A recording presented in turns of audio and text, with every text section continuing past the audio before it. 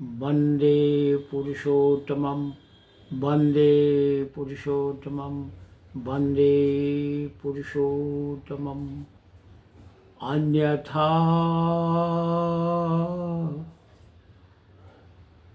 शरणं नास्ति त्वमेव शरणं मम तस्मात् कारुण्यभावेन रक्ष मां पुरुषोत्तम। मेरे एकमात्र उपास्य देव परम दयाल श्री श्री ठाकुर अनुकूल चंद्र जी के श्री चरणों में मेरा अशेष प्रणाम। परम पूज्यपाद श्री श्री आचार्य देव के चरणों में मेरा कोटि कोटि प्रणाम। श्रद्धालु भक्तजन, इष्ट प्रेमी गुरु भाइयों तथा सत्संग एवं जीवन वृद्धि में अभिरुचि रखने वाले सभी भ्राताओं, गुरु भाइयों एवं सभी संतजनों को मेरा जय गुरु प्रणाम। गत कुछ महीनों से मैंने यह निश्चय किया कि ठाकुर निर्देशित औषधियों को जन कल्याणार्थ रखा जाए। हम सभी बचना चाहते हैं, जीना चाहते हैं। इस संबंध में विभिन्न रोगों से संबंधित बहुत सारी औषधियाँ, वनो औषधियाँ, आयुर्वेदीय औषधियाँ जो परम दयाल श्री ठाकुर अनुकूल चंद्र जी एवं हमारे पूज्यपाद श्री श्री बौरदा जी प्रथम आचार्य जी निर्देशित हैं, उन सबों के संबंध में यथासाध्य त्रुटि भूल के साथ रखने का प्रयास किया गया। उसी क्रम में आज मैं पोषक तत्व, क्योंकि शरीर जब रुग्ण होता है तो सबसे पहले पोषक तत्वों का अभाव हो जाता है। उन पोषक तत्वों को पुष्टि,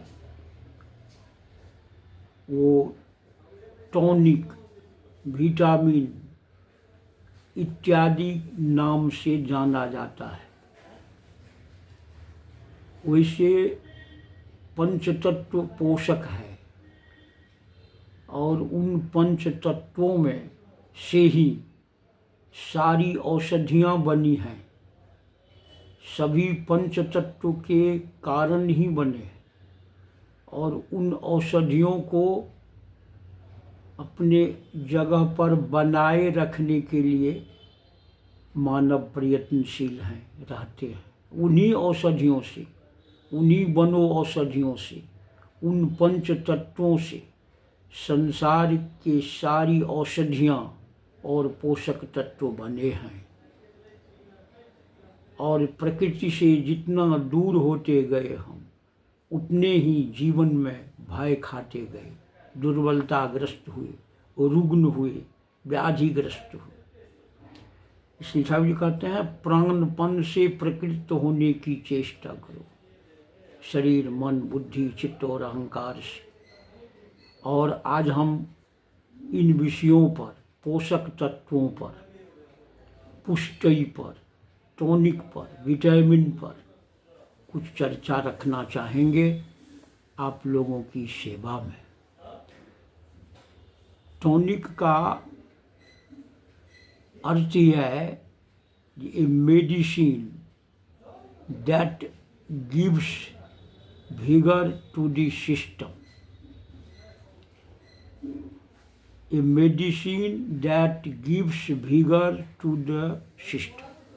सिस्टम माने संपूर्ण शरीर। और इसमें जो बल प्रदान करे, शक्तिशाली बनावे। इसीलिए टॉनिक का शाब्दिक अर्थ है बलवर्धक, शक्तिप्रद, बलकारक औषधियाँ। वो सारी औषधियाँ, क्षितिजल, पावक, गगन, समीर, ये सभी औषधियाँ हैं। इसमें जब मिलावटें होती हैं तो वही व्याधि बनता है। विकृति जब आती है इन पंच पोषक तत्वों में, तभी विकृतियाँ आती हैं। इसीलिए वायरस फैलता है। मन में भी विकृतियाँ आती है। मन जब रुग्ण होता है, दुर्बल होता है, दुश्चिंता में रहता है। आदि सारी बातें बहुत बृहद नहीं हो, इसलिए मैं इसे विटामिन के संबंध में भी कहा गया। वैज्ञानिक कहते हैं जो यह जीवन शक्ति को, वाइटल फोर्स, वीटा शक्ति, जीवनी शक्ति, वाइटिलिटी, उस शक्ति को बढ़ा, वाइटल फोर्स, प्राणवायु और ये सभी फोर्स मानते हैं। और जो इन सबों को लेने से हमारे अंदर में चैतन्य तत्व बना रहे, चेतना के लिए परम दयाल मन, शरीर और चैतन्य, इन तीनों के लिए जो टॉनिक, विटामिन, पोषक तत्व, पुष्टि, बलवर्धक, शक्तिवर्धक दिए हैं, उसके संबंध में हम आज कुछ चर्चा करना चाहते हैं। हम सभी जानते हैं या शास्त्रों के आधार पर, अनुभव के आधार पर, जो जिसका स्तर है, जो शरीर विभिन्न प्रकार की कोशिकाओं से निर्मित है।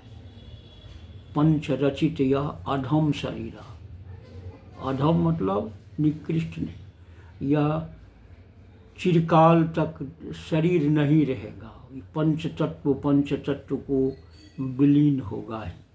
इसलिए मरणोपरांत लोग कहते हैं ये अमुक पंच तत्व में विलीन हो गए, और उस तत्व का मूल कारण परम पुरुष, पुरुषोत्तम, उनके कारण, इसलिए कहते हैं परम पिता के शरण में, चरण में चले गए, वे स्वर्ग में जहाँ अस्तित्व है वहाँ वो विचरण होते, क्योंकि चेतना का नाश नहीं। तो पंच तत्व और है मन तत्व और चैतन्य तत्व। यह इसलिए है जो पंच तत्व के सारे ऑर्गेन्स बनते हैं, और सभी ऑर्गेन्स के अंतर्गत मन का समावेश है, चेतना भी उसके साथ है। यह अमरा शक्ति है, इसका विनाश नहीं होता है, मन और चेतना का। और दोनों को क्रियाशील करने के लिए, एक्टिव करने के लिए भगवान शरीर दिए हैं। इसलिए चैतन्य तत्व को बनाने के लिए भगवान शरीर, और चेतना के मूल स्रोत परम चैतन्य पुरुष, परम पिता परमेश्वर, इन सबों को जो टोन अप करे, उत्तेजित करे, बढ़ावे, ऐसे तत्वों को टॉनिक कहा गया है। अब देखिए, पंच तत्व शरीर के लिए टॉनिक, मन के लिए टॉनिक, चेतना के लिए टॉनिक, यानी पंच तत्व शरीर के पोषण के लिए, मन को ऊर्ध्वमुखी बनाने के लिए, क्योंकि निम्नमुखी होने से वह निम्न हो, रुग्ण होता जाएगा, संदेह में रहेगा। चैतन्य तत्व चेतना की अग्रगति के लिए, स्मृतिवाही चेतना पाने के लिए जो विधा है, जो व्यवधान है, जो निर्देश है, वही है वास्तविक टॉनिक। इसीलिए मन को मनेश से, मन के जो मालिक हैं, मन के मालिक कौन है? परम पुरुष। इंद्रियानांग मनश्चास्मि, इंद्रियों में मन मैं ही हूँ, यही भगवान कृष्ण कहते हैं। तो प्रश्न उठता है जो मन दूषित क्यों होता है? तो मन की गति निम्न और अधिक होती है, उच्च ओर चढ़ाना पड़ता है, जैसे पानी का ढलाव नीचे की ओर होता है, उसे ऊपर चढ़ाने के लिए जनरेटर चाहिए, उसे ऊपर के लिए जनरेट करना होगा, पंप के द्वारा उसे पंप करना पड़ेगा। ठीक वही है आचार्य, सत्संग और का जाना, पहुंचना कहाँ, चैतन्य का समुत्थान, परम पुरुष, परम गुरु, सद्गुरु। इसलिए मन को ऊर्ध्वमुखी बना के चलना होगा और निम्नमुखी वह गिद्ध के समान, माने निम्न दृष्टि, निम्न भाव वृत्ति को भरने वाला। चातक माने एक भाव में युक्त रहना। ठाकुर जी कहते हैं जो गुरुमुखी बनने हेतु जो टॉनिक है वह है इष्टा अनुराग, या किसी टॉनिक में नहीं है, वो विदेश से देश कहीं खोजिए।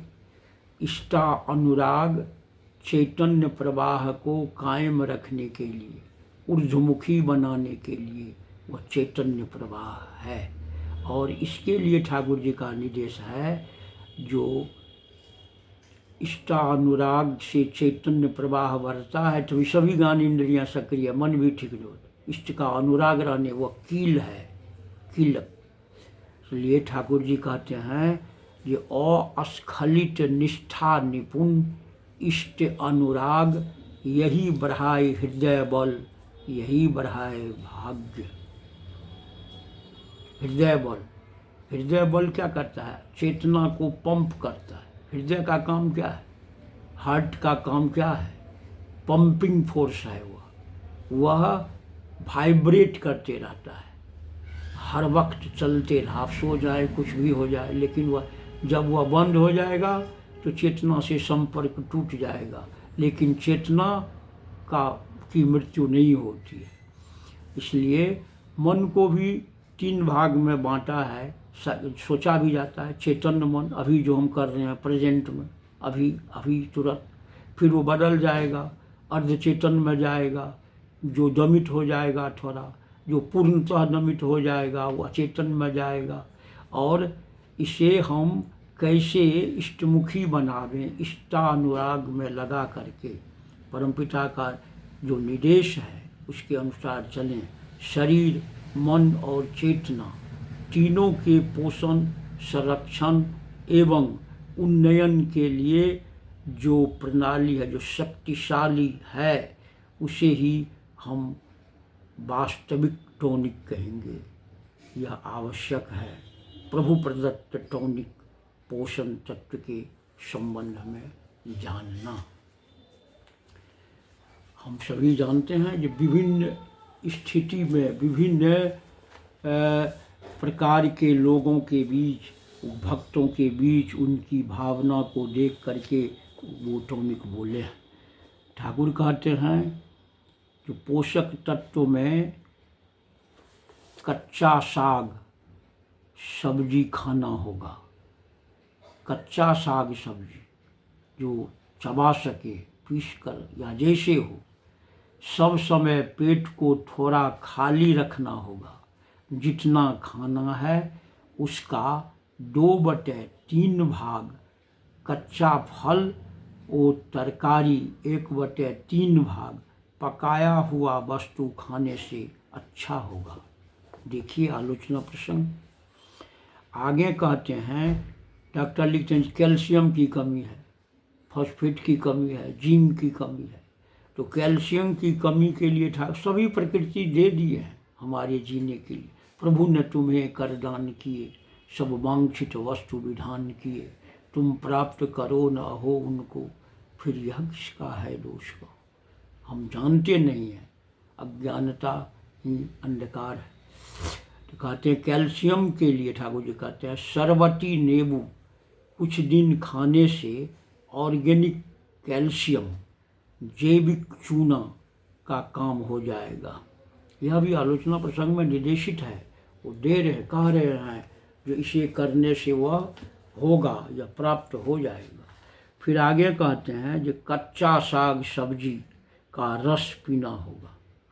यह स्वास्थ्य और सदाचार सूत्र में कच्चे साग सब्जी का रस निकाल करके, इसको 2 रूप में भी लिया जा सकता है। एक कच्चा लिए, एक अगर हाफ बॉइल्ड कर दिए रस लिए, ये मैं अपनी तरफ से कह रहा हूँ, लेकिन वो अभी किया जा सकता है, क्योंकि कच्चा कभी जब तक वह अभ्यास में ना आवे तब तक अच्छा नहीं लगता है। फिर आगे कहते हैं आलोचना प्रसंग 7वां खंड पृष्ठ संख्या 130 में, जो प्रत्येक रोज यदि खाने के बाद दूध और मधु खाया जाए तो चेहरा बदल जाएगा। मधु खाने की बात वेद में भी है। मधु जावत पिबाम्यहम् गर्जं गर्जं छनंग मूढ़ं मधु जावत पिबाम्यहम्। मधु माने मद नहीं, मधु माने मध, हनी, मधुमक्खी से जो प्राप्त होता है, और उसे लोग अगर ग्रहण करें दूध के साथ तो अच्छा होगा। दूध, केला और अंगूर, मधु इत्यादि जितना पच जाए, दूध, केला, सेब, अंगूर, मधु इत्यादि जितना पच जाए, खाने से शरीर पुष्ट होता है। उसी आलोचना प्रसंग 7वां खंड के पृष्ठ संख्या 54 में दिए हैं, क्योंकि पाचन सबसे बड़ी चीज़ है। भूख ही लक्ष्मी है, ठाकुर जी कहते हैं। देखो, फिर आगे कहते हैं, देखो तरकारी में चिनिया, बादाम और तिल पीसकर यदि डाल लो तो वह खाने में जिस तरह स्वादिष्ट होगा, उसी प्रकार स्वास्थ्य के लिए पुष्टिकारक भी है। हम सब्जी बनाते हैं, तेल अधिक दे देते हैं, बेकार बात है। थोड़ा दीजिए 2-4 बूंद, जिससे हल्दी पक जाए, और उसमें चिनिया, बादाम को पीस करके, तिल को पीस करके, दोनों तेल का काम कर जाएगा। यह स्वादिष्ट भी होगा और स्वास्थ्य भी मधुर होगा, उन्नत होगा, वाइटल फोर्स बढ़ेगा। ऐसी बात, ऐसा निर्देश दिए हैं आलोचना प्रसंग 2 खंड पृष्ठ संख्या 121 में। चिनिया, बादाम पीस, तिल को पीस करके सब्जी में गिराइए और खाइए। आगे कहते हैं, एक वृद्ध व्यक्ति को कह रहे हैं कि आपको इस वयस में, इस वयस मतलब इसमें जो अवस्था है, वृद्ध व्यक्ति, ठाकुर तो कहते हैं वृद्ध माने विस्तार, जो विस्तार हो करके है, यानी अनुभूति संपन्न है। शरीर से वह थोड़ा कमज़ोर हुआ तो हम लोग उसे वृद्ध कहते हैं। ठाकुर जी भी यही समझ के कह रहे हैं, जो तुम वृद्ध, ऐसे एक वृद्ध व्यक्ति को ये इस वयस में प्रतिदिन कुछ मधु खाना अच्छा है, प्रतिदिन, उससे आयु वृद्धि पाओगे। आलोचना प्रसंग 19वां खंड पृष्ठ संख्या 165। वृद्धावस्था में थोड़ा मधु। डायबिटीज वाले भी, मैं तो यह अनुभव किया हूँ, कि डायबिटीज वाले भी अगर अन्य मीठा न खा करके 1-8 चम्मच मधु प्रतिदिन खाए तो उससे भी उसको डायबिटीज में वृद्धि नहीं होती है, लेकिन शरीर पुष्ट होते चला जाता है, क्योंकि वह भेन के अंदर जितना अवांछित पदार्थ है उसको बाहर करता है और मस्तिष्क में सूक्ष्म धारा प्रवाह कर सेंसरी नर्व्स को बहुत आगे बढ़ाता है।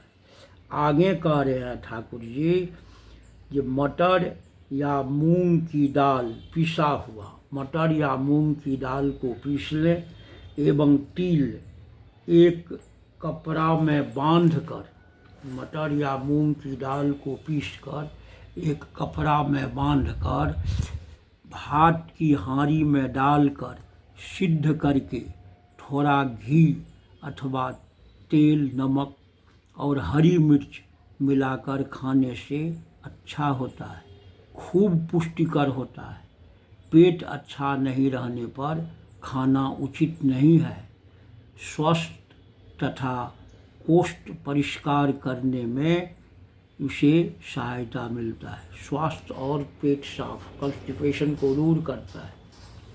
आगे कहते हैं वजन बढ़ाने हेतु, बहुत दुबला पतला भाई विटामिन खा रहा है, वजन में बढ़ रहा है, बड़ा ये है, बड़ा, डॉक्टर साहब डॉक्टर दवाई लिखते जाते हैं।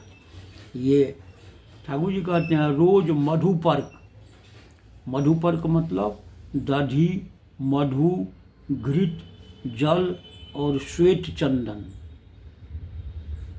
ये मधुपर्क। उसके बाद जितना भी है ये मधुपर्क को जाने हम लोग।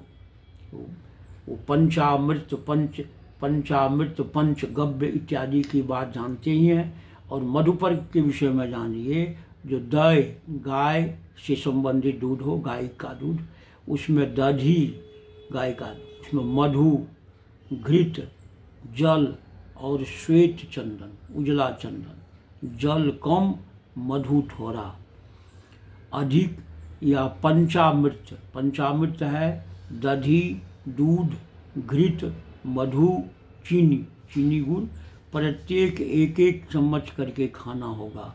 आलोचना प्रसंग, ये 6ठा वॉल्यूम, पृष्ठ संख्या 162 में निर्देश दिए हैं। मधुपर्क और पंचामृत। अथवा फिर क्या कहते हैं, अगर यह नहीं मिले तो ठाकुर जी कहते हैं पंता भात का पानी क्यों नहीं खाते हो, वह खाओ, उसमें यथेष्ट विटामिन है। यह खाने से मनुष्य मोटा हो जाता है। पंता भात, इसका पूर्व में कहती हैं, जो लोग जानते हैं उनसे जान लें। माने पानी में भिगो करके रात भर, वो सवेरे उस जल को निकाल के स्वाद अनुसार उसमें जो भी मिलावें उसे मिला करके खाएं। आगे कहते हैं 3 या 4 तोला काला तिल, 1 या 5 काबुली बादाम, काठो बादाम एक साथ खूब महीन करके मिर्च डालकर पीसकर रोज भात के साथ खाने से दांत और स्वास्थ्य के हित में अच्छा होगा। इसमें खूब अधिक मात्रा में प्रोटीन एवं फैट पाया जाता है। कथा निर्धार दिनांक 25/11/48 को ठाकुर जी कह रहे हैं, जो वेट बढ़ाने, दांत की व्यथा दूर करने के लिए 3 या 4 तोला काला तिल लीजिए, 4 या 5 काबुली बादाम, काठ बादाम को महीन से पीस लीजिए, एक मिर्चाई डालिए, पीसकर रोज भात के साथ मिला के खाइए। खाने में भी स्वादिष्ट और वजन बढ़ने में भी अच्छा होगा।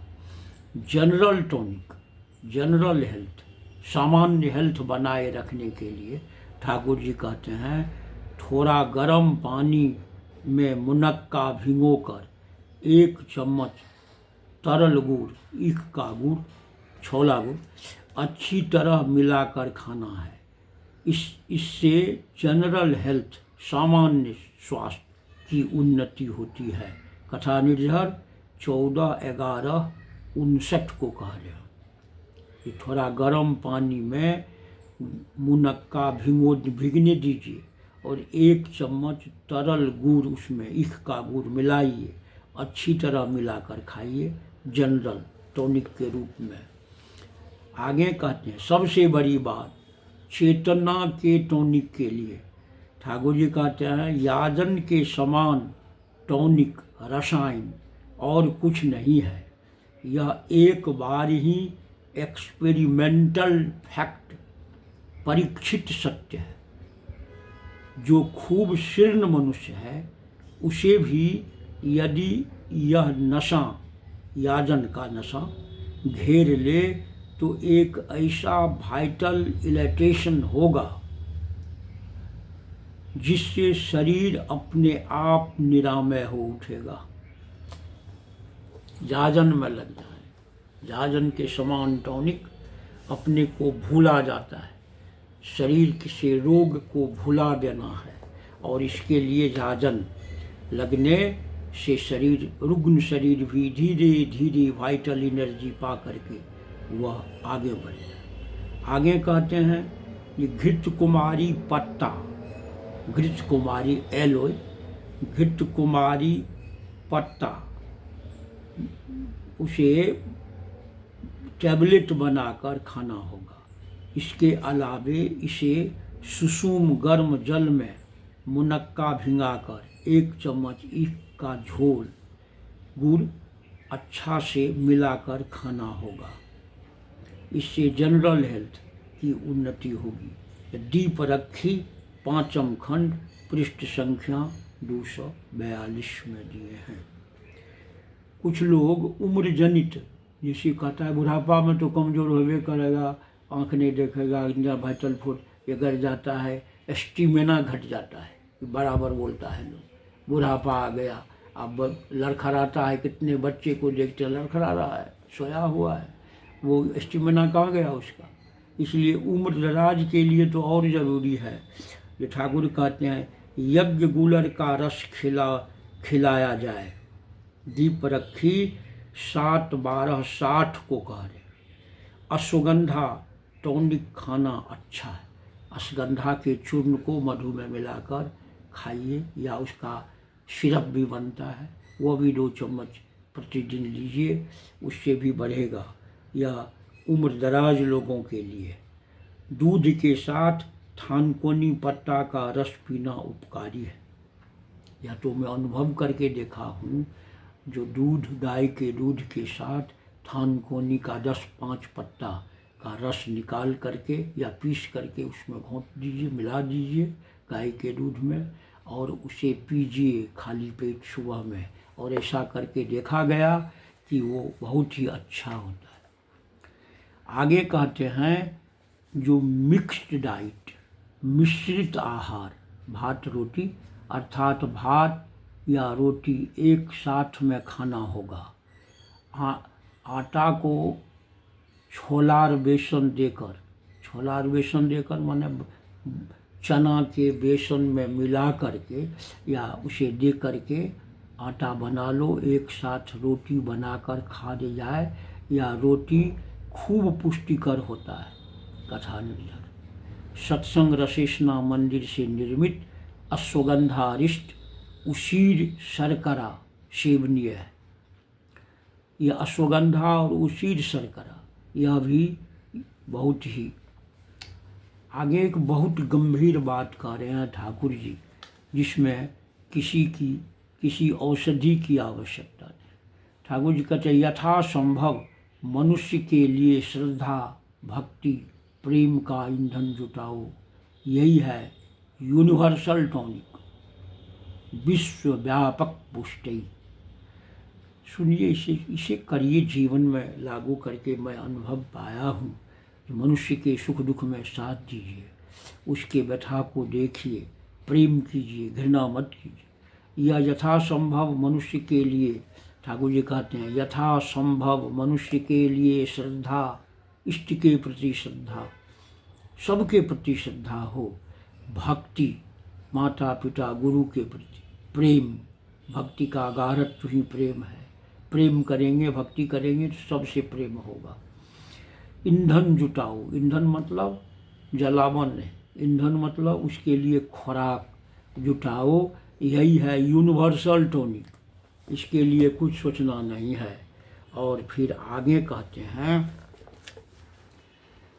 कि रसायन के लिए जो नीम, निशिंधा, बेल का पत्ता, गुलंच, गुरीच और कल्पनाथ एक एक तोला करके लेकर 40 ठो बोटी करके सवेरे खाली पेट में 1 गोली खाना है।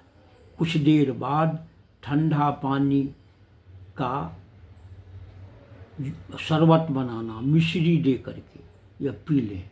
इससे यकृत, श्लेष्मा, अंतर का दोष निवारित होगा, चमड़ा का रंग परिष्कार होगा और ज्वर छूटेगा।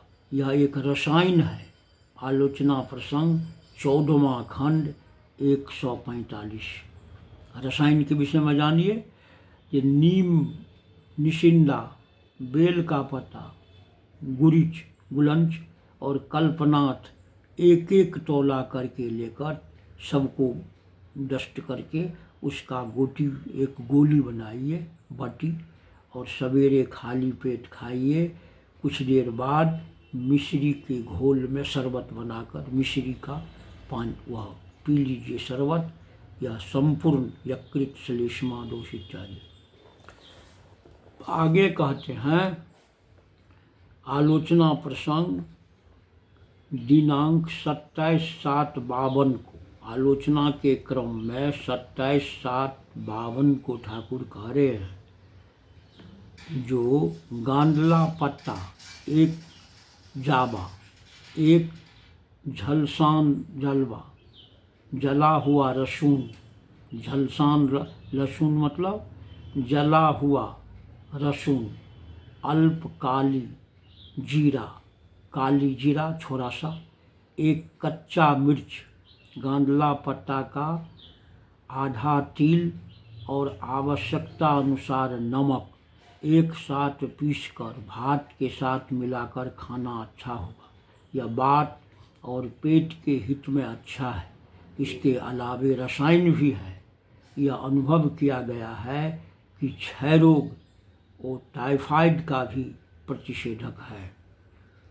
जानिए, मतलब ये सभी मिला करके यह टीबी को रोकेगा, टाइफाइड को रोकेगा। आगे कहते हैं नाम करने से फैट कम जाता है किंतु जल्ला खूब बढ़ता है। आलोचना प्रसंग 17वां खंड, पृष्ठ संख्या 38। ये दो प्रकार ओबेसिटी, अनावश्यक वेट बढ़ना, यह अभी प्राय हो रहा है, जो हार्ट अटैक का कारण, ब्लड प्रेशर का कारण। वजन नियंत्रित रहना चाहिए। तो अगर ऐसा बढ़ गया, फैटी शरीर हो गया बहुत तो कहते हैं नाम करो। ठाकुर जी कहते हैं नाम करने से फैट कम जाता है किंतु तेज बढ़ता है, उसका रौनक बढ़ जाता है। आगे कह रहे हैं पंता भात, नमक, नींबू का रस और कच्चा मिर्च देकर यह जल रोज खाना अच्छा है। भात को रात में भिंगा देना है। बर्तन का मुंह खूब बंद नहीं करना चाहिए बल्कि जालीदार कपड़ा देकर बांधना है। इससे हवा जाए किंतु धूल कण कीड़ा न पड़े। इसमें विटामिन बी प्रचुर मात्रा में है। फिर इसी के साथ कहते हैं नींबू का रस उतना नहीं दें कि पानी खट्टा हो जाए तब नष्ट हो गया।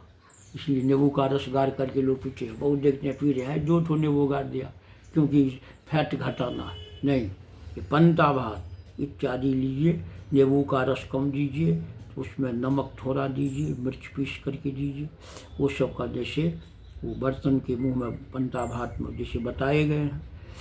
यह आलोचना प्रसंग 17वां खंड, पृष्ठ संख्या 129 में। पंता, फिर आगे कहते हैं पंता भात का पानी खूब अच्छा है, इससे स्नायु सतेज होता है तो आयु बढ़ती है। आलोचना प्रसंग 20वां खंड, पृष्ठ संख्या 272। पंता भात हम लोग बैसाख में कहते हैं बासी भात खाओ, वो पर्व में ऋषियों ने पहले दे चुका, उसी को ठाकुर जी वो हमें बतलाते हैं। और खूब सहज भोजन करना होगा। अच्छा जीवनी शक्ति के लिए सबसे बड़ी बात है नियमित नाम ध्यान, नियमित पोषण।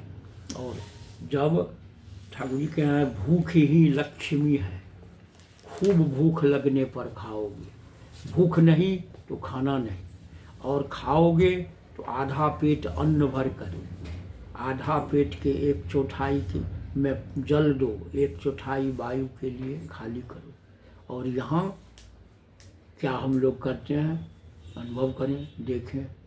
अगर इन निर्देशों की अवज्ञा करते हैं तो रुग्ण होने में क्या दिक्कत लगी। कबीर बेचारा क्या करे, कब तक दवा लगाए।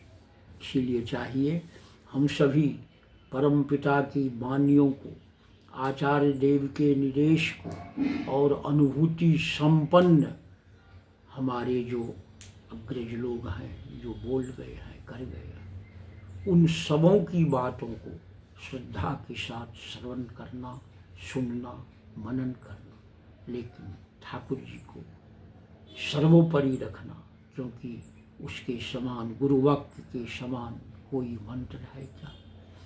जपें, बढ़ें। इन्हीं शब्दों के साथ में सबों के जीवन यश और वृद्धि के लिए परम पिता के चरणों में प्रार्थना करता हूँ। आचार्य सेव से भी करबद्ध प्रार्थना है कि सबों पर अपनी दृष्टि रखे हुए हैं, रखें, हमें सचेष्ट करें, जागृत करें और हमें आनंदमय जीवन के लिए हमारी प्रार्थना स्वीकार करें। वंदे पुरुषोत्तमम, वंदे पुरुषोत्तमम, वंदे पुरुषोत्तमम। जय गुरु।